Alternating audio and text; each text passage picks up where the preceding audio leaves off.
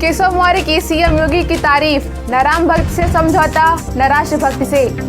नमस्कार, स्वागत है आपका हमारे चैनल न्यूज दर्पण लाइव पर। आज हम बात करेंगे उत्तर प्रदेश के डिप्टी सीएम केशव प्रसाद मौर्य के एक बयान की, जिसमें उन्होंने मुख्यमंत्री योगी आदित्यनाथ की जमकर तारीफ की।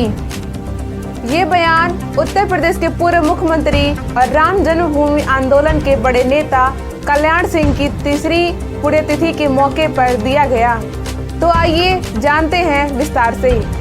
उत्तर प्रदेश की राजनीति में अक्सर बड़े नेताओं के बयान चर्चा में रहते हैं। इसी क्रम में यूपी के डिप्टी सीएम केशव प्रसाद मौर्य ने सार्वजनिक मंच पर एक बार फिर मुख्यमंत्री योगी आदित्यनाथ की सराहना की है। उन्होंने कहा कि न राम भक्ति से कोई समझौता है और न ही राष्ट्रभक्ति से। यह बयान कल्याण सिंह की तीसरी पुण्यतिथि पर आयोजित एक कार्यक्रम के दौरान आया। कार्यक्रम में बोलते हुए केशव प्रसाद ने राम मंदिर निर्माण और राष्ट्रहित के मुद्दों पर योगी सरकार के कार्यों की तारीफ की। उन्होंने इस मौके पर साफ शब्दों में कहा कि उनकी सरकार राम भक्ति और राष्ट्रभक्ति के सिद्धांतों पर हमेशा अडिग रहेगी। लेकिन परिवार के, बाबूजी के परिवार के सदस्य के रूप में यहाँ जितने भी लोग आए, उन सब का हृदय से वंदन करते हुए मैं ऐसे राम भक्त, ऐसे राष्ट्रभक्त, ऐसे गरीबों के लिए, पिछड़ों के लिए, दलितों के लिए समर्पित रह करके जिन्होंने अपने शासन काल में सेवा की एक मिसाल कायम की, बाबूजी की तीसरी पुण्यतिथि पर मैं विनम्र श्रद्धांजलि अर्पित करता हूं। और आप सबसे आज यहां ये कहने में मुझे गर्व होगा, हम लोग बचपन में गीत गाया करते थे संगत की शाखा में कि साहस से दिशा मोड़ देते हम आने वाले तूफानों को। एक और गीत रहता था कि माना अगम अगाध सिंधु है, संघर्षों का पार नहीं, किंतु डूबना मध्यधार में साहस को स्वीकार नहीं। ऐसे ही हमारे बाबूजी थे, जिनके नेतृत्व के कारण अयोध्या में रामलला का भव्य मंदिर बन करके तैयार हुआ। शायद वो 500 साल की लड़ाई का परिणाम आज वर्तमान पीढ़ी भी देख रही, आने वाली अनंत पीढ़ियां उसको देखेंगी। अगर बाबूजी कल्याण सिंह जी उत्तर प्रदेश के मुख्यमंत्री नहीं होते तो क्या रामलला की जन्मभूमि पर वह जो कलंकित ढांचा खड़ा था वो ढहता क्या? जोर से बताओ, ढहता क्या? अगर बाबूजी मुख्यमंत्री नहीं होते तो वह कलंकित ढांचा ढहता नहीं और राम भक्तों की लाशों से अयोध्या को पाट दिया जाता। लेकिन बाबूजी ने फैसला किया कि रामलला के जो भक्त अयोध्या आए हैं, मुख्यमंत्री की कुर्सी जाती है तो चली जाए, लेकिन राम भक्तों को खरोच नहीं आने दूंगा। मैं भी राम भक्त हूं। यहां मंच पर अनेक कार सेवक हैं जिन लोगों ने इस आंदोलन में हिस्सा लिया था। हमें 30 अक्टूबर 90 और 2 नवंबर 90 नहीं याद भूला है, लेकिन 6 दिसंबर 1992 कभी भूल ही नहीं सकते। वह शौर्य दिवस के रूप में देश मनाता था, मनाता है, मनाता रहे।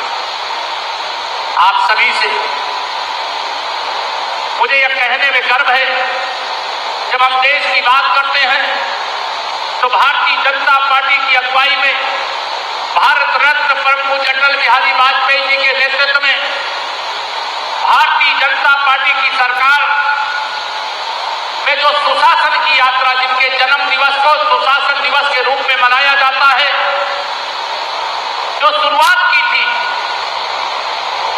उसको आगे बढ़ाने का काम विश्व के सबसे शक्तिशाली नेता भारत के प्रधानमंत्री माननीय नरेंद्र मोदी जी के नेतृत्व में 2014 से शुरू हुआ और तीसरी पारी आप सबके परिश्रम से, सहयोग से आज वह शुरू कर चुके हैं। और मुझे आज यहां पर यह भी कहने में कोई संकोच नहीं है कि बाबूजी कल्याण सिंह जी के नेतृत्व में जब उत्तर प्रदेश में सरकार बनी, जो सुशासन, जो विकास, जो भ्रष्टाचार से मुक्ति, जो राष्ट्रवाद, राष्ट्रभक्ति का मामला हो चाहे राम भक्ति का मामला हो, उससे उस समय भी समझौता नहीं किया गया और आज वर्तमान में हमारे मुख्यमंत्री योगी आदित्यनाथ जी के नेतृत्व में भी न राम भक्ति से समझौता है, न राष्ट्र भक्ति से समझौता है। बाबूजी के पद चिन्हों पर, पूज्य अटल जी के पद चिन्हों पर देश की सरकार और बाबूजी के पद चिन्हों पर उत्तर प्रदेश की सरकार चल रही है।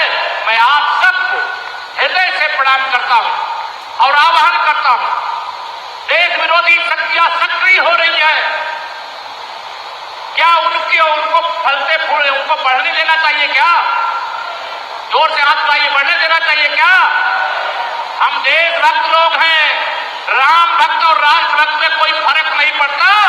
इसलिए हर राम भक्त, हर राष्ट्र भक्त आज ये संकल्प लेकर के यहाँ बाबूजी की पुण्यतिथि के अवसर पर, तीसरी पुण्यतिथि के अवसर पर जाएं कि जो जहर फैलाने का काम समाज में कर रहे हैं उनके जहर का असर हम नहीं पड़ने देंगे। हम समाज को एकजुट रखने का काम करेंगे, संगठित रखने का काम करेंगे और 2014 से जो विजय यात्रा चली है बाबूजी के आशीर्वाद से और 2024 तक जो विजय यात्रा हमारी पूरी हुई है उसे 2027 में और 2029 में भी दोहराएंगे। और जिन लोगों ने बाबूजी के को अंतिम विदा भी नहीं दिया है उनको पूरी तरह से उत्तर प्रदेश से विदा करने का संकल्प लेकर के यहां से जाएंगे। यही निवेदन करके अपनी वाणी को देता हूं विराम। दोनों हाथ उठा करके जोर से बोलिएगा मेरे साथ, जय श्री राम। यूपी के डिप्टी सीएम ने अपने बयान में राम मंदिर आंदोलन का भी जिक्र किया और कहा कि मुख्यमंत्री योगी आदित्यनाथ के नेतृत्व में राज्य में राम मंदिर का निर्माण तेजी से हो रहा है। साथ ही उन्होंने राष्ट्रभक्ति और देश के प्रति निष्ठा को भी सबसे ऊपर बताया। केशव मौर्य ने मुख्यमंत्री योगी आदित्यनाथ की नीति और उनके कामों की तारीफ करते हुए कहा कि योगी आदित्यनाथ न केवल राम भक्त हैं, उनके नेतृत्व में उत्तर प्रदेश तेजी से विकास की ओर बढ़ रहा है और प्रदेश में कानून व्यवस्था मजबूत हुई है। यह बयान उत्तर प्रदेश में हो रही राजनीतिक गतिविधियों के बीच खासा मायने रखता है। राम मंदिर का मुद्दा भारतीय राजनीति में एक महत्वपूर्ण स्थान रखता है और केशव मौर्य ने योगी सरकार के इस मुद्दे पर दिए गए योगदान की सराहना कर साफ संकेत दिया कि बीजेपी के नेताओं में राम भक्ति और राष्ट्रभक्ति का प्रमुख स्थान रहेगा। तो ये थी आज की बड़ी खबर, जहां केशव मौर्य ने सीएम योगी की नीतियों और उनके नेतृत्व की जमकर तारीफ की। इस बयान के बाद राजनीतिक गलियारों में चर्चा और तेज हो गई है। आपको यह बयान कैसा लगा? अपनी राय कमेंट में जरूर साझा करें। हमारे चैनल न्यूज़ दर्पण लाइव को सब्सक्राइब करना न भूलें और हर ताज़ा अपडेट के लिए बेल आइकन जरूर दबाएं। धन्यवाद।